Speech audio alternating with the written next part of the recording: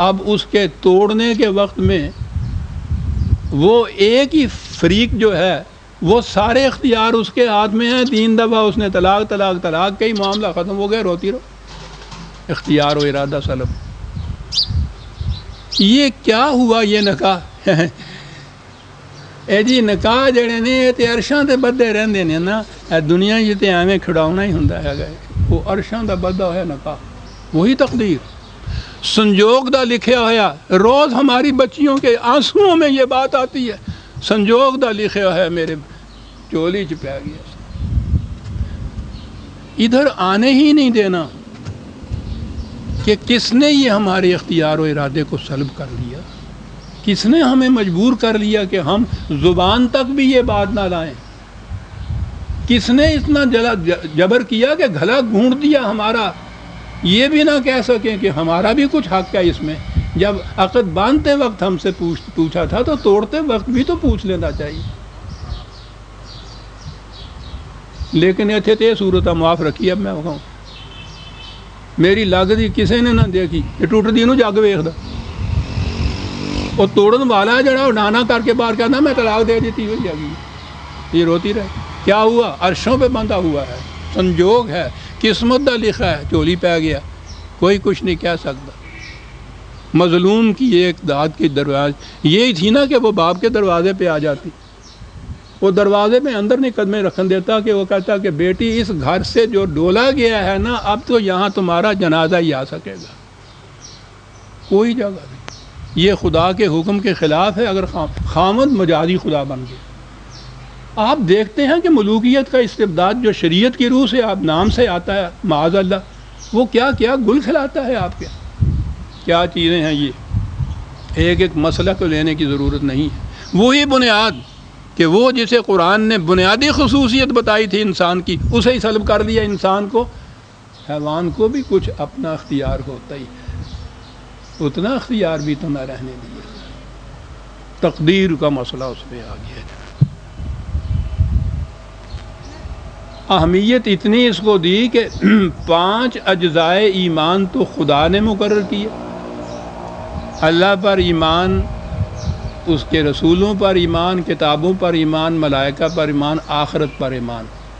سارے قرآن میں یہی اجزائے ایمان ہے. انہی کے ماننے سے ایمان آتا ہے، ان کے انکار سے کفر لازم ہوتا ہے. لیکن اس کے بعد ہمارے ہاں دور ملوکیت کا جو ایمان ہے اس میں 6واں جز ایمان کا تقدیر ہے. اب بھی جہاں آمنت باللہ پڑھایا جاتا ہے، اب تو بہرحال وہ رسمی ختم، اس میں یہ 6واں شامل ہوتا ہے. لکھا ہوا ہے ایمان کے اجزاء میں یہ 6واں ایمان. بڑی بڑی اہم کتابیں یاد مجھے آ گیا. یہ کوئی گاؤں کے حجروں والے ملا کی بات نہیں ہے.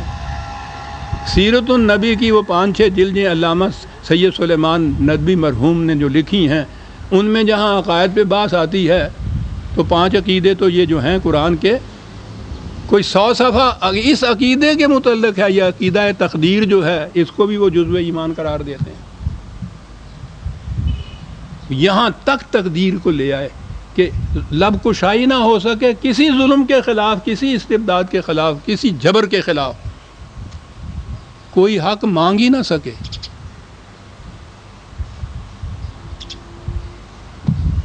دیکھ رہے ہیں آپ. اور پھر یہ جو لطیف چیز، سٹل چیز ہونے کی ہے نا، کہ یہ سارا کچھ کیا بھی جائے اور محسوس بھی نہ ہونے پائے. یعنی حکمرانوں کے جبر کے خلاف تو پھر بھی کوئی ایجیٹیشنیں ہوتی ہیں، کوئی آہو فغاں ہوتی ہے، کوئی بات بھی ہوتی ہے. یہ شریعت کے راستے سے جو آپ کے ہاں جبر ہوتا ہے، اس کے خلاف ایک لفظ نہیں کہا جا سکتا.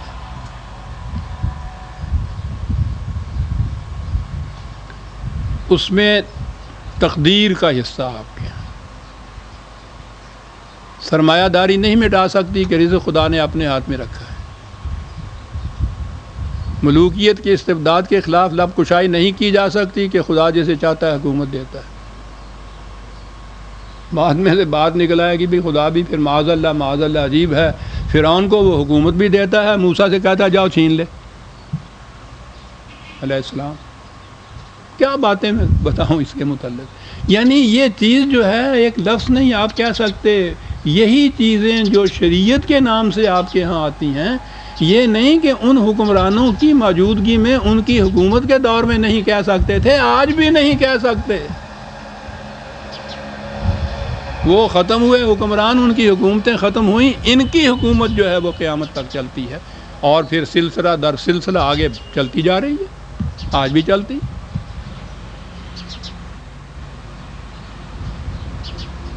اور اسی میں آگے بڑھیے، یہی جو عقیدہ تقدیر تھا نا، اب اس میں آپ کے ہاں یہ عقیدہ آیا کہ انسان کی قسمت جو ہے ستاروں کے ساتھ بندھی ہوئی۔ لو بھائی، اس سے پہلے تو پھر بھی کوئی انسان ہی تھے جن کے ہاتھوں میں یہ بات تھی، انسان کی قسمت ان ستاروں کے ساتھ بندھی ہوئی ہے۔ یعنی جس ستاروں کے متعلق قرآن نے 1300 سال پیشتر کہا سخر لکم، ان کو تمہارے تابع تسخیر کر دیا ہم نے۔ اس نے تو قرآن نے کہا ہی تھا، اور کہا تھا کہ ایک وقت آئے گا تم اپنی آنکھوں سے دیکھو گے، وہ جن کے ساتھ ہماری تقدیر بندھی ہوئی ہے، وہ امریکہ کے خلاف نمردوں کی بھی تو تقدیر بندھی ہوئی تھی نا، وہ اٹھے ہیں اور جوتے سمیت اس کے اوپر چڑھ گئے۔ کس کی تقدیر کس کے ساتھ بندھی ہوئی ہے؟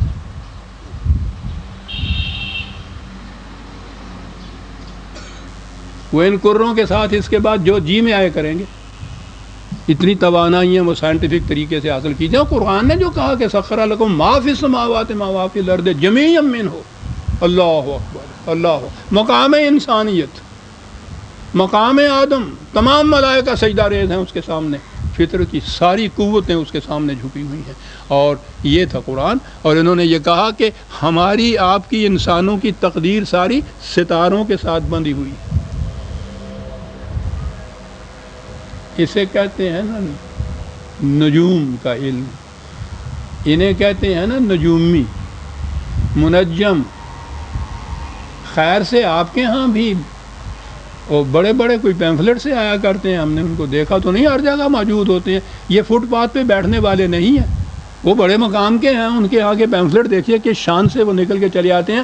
اسلامی منجم اس کا نام ہوتا ہے۔ کیا بات ہے! توحیدی بت پرستی۔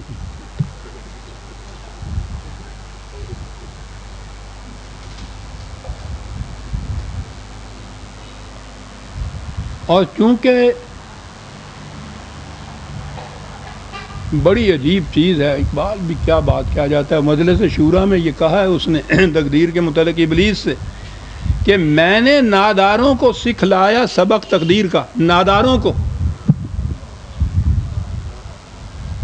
جب کوئی نادار ہو جاتا ہے، بے کس اور بے بس ہو جاتا ہے، کوئی چارہ اس کا نہیں ہوتا، کوئی اس کی پرسش نہیں کرتا، نہ قانون ساتھ دیتا ہے، نہ عدل ساتھ دیتا ہے، نہ معاشرہ ساتھ دیتا ہے، غریب اور بے کس کچھ نہیں، اس مایوسی کے عالم میں وہ تنکوں کا سہارا ہے۔ وہ فٹ پاتھ پہ بیٹھے ہوئے ایک منجم کو کبھی ہاتھ دکھا رہا ہے، کبھی اپنے ستاروں کی بات پوچھ رہا ہے، کہ اس لیے کہ انسانیت کی دنیا کے اندر اس کا کوئی پرسان حال نہیں، وہ ستاروں کو پکار کے کہہ رہا ہے کہ تم ہی کچھ میری مدد کرو۔ اللہ اکبر! انسان، آدم کا بیٹا،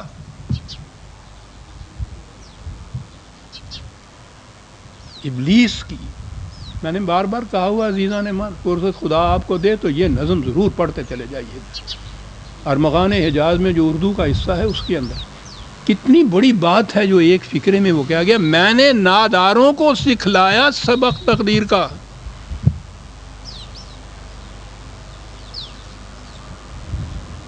منجم۔ آئیے اب جو آیت سے بات چلی تھی، وَلَقَدْ زَيَّنَّا السَّمَاءَ الدُّنْيَا بِمَصَابِيحَ، کہا یہ تو بڑے بڑے کرے تھے، ہم نے ان کے چہرے کے اوپر عروسی نقاب ڈال دیا، اور وہ نہایت خوبصورت جگمگاتے ہوئے چراغ بن کے تمہیں نظر آ رہے ہیں۔ واقعی اگر گرمیوں میں خدا